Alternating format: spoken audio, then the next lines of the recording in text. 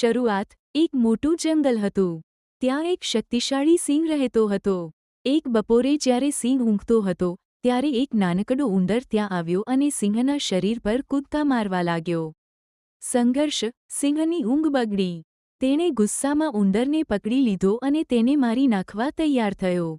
ઉંદર ગભરાઈ ગયો અને કરકરીને બોલ્યો, હે વનરાજ, મને માફ કરી દો. કદાચ કોઈ દિવસ હું તમારા કામમાં આવીશ. સિંહને ઉંદરની વાત પર હસવું આવ્યું, પણ તેણે દયા ખાઈને ઉંદરને છોડી દીધો.